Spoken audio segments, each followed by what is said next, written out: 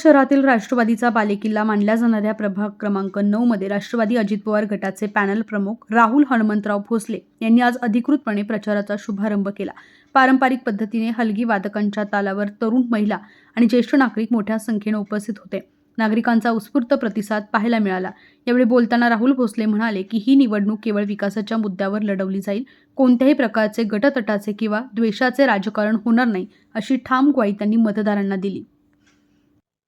आज मी माझा प्रभाग क्रमांक 9 मधून श्री गणेशाचं दर्शन घेऊन प्रचाराला शुभारंभ घेत आहे। माझ्या पाठीशी माझे प्रभागातील नागरिक, माझे मित्र परिवार यांनी मला मोठ्या प्रमाणात पाठिंबा दिलेला या प्रचारात ते सहभागी झालेले आहेत। आता मी खरावडी, गांधीनगर व कामगार नगर या भागात पदयात्रेला या प्रचाराला सुरुवात करत आहे। येणाऱ्या सोमवारी आमचे नेते आदरणीय दादा राष्ट्रवादी काँग्रेस पक्षाकडून जे काही 4 उमेदवार फायनल करतील, तिकीट देतील, ते आम्ही सगळे एकत्र येऊन येत्या सोमवारी सकाळी 10 वाजता उमेदवारी अर्ज दाखल करणार आहोत। निवडणूक विकासाच्या मुद्द्यावर आहे का गटतटाच्या राजकारणावर आहे? विकासाच्या मुद्द्यावर। प्रचाराची रणनीती कशी असते?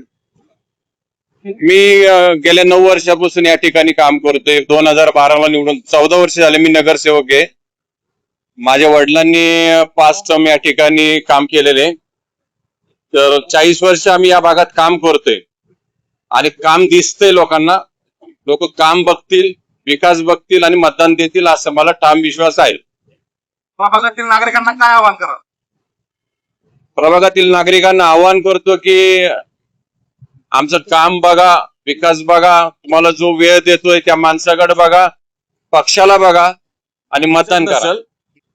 तसं आम्ही खराडवाडी, गांधीनगर भागात भारत माता नगर झोपडपट्टी पुनर्वसन केलेले आहे। त्या भागात नवीन पाण्याच्या टाक्या बांधलेल्या आहेत, रस्ते केलेले, ड्रेनेज लाईन टाकलेले आहेत। नेहरूनगरला सर्व झोपडपट्ट्या आम्ही, माझ्या प्रभागात 8 झोपडपट्ट्या आहेत, 7 झोपडपट्ट्या मी पुनर्वसन करून लोकांना राहायला दिलेले, जागा म्हणजे चाव्या ताब्यात दिलेले आहेत। इथे रस्ते आपण नवीन डिझाईननी डेव्हलप केलेले आहेत, काम झालेले। ज्याला दिसत नाही त्याला आपण काय करू शकत नाही।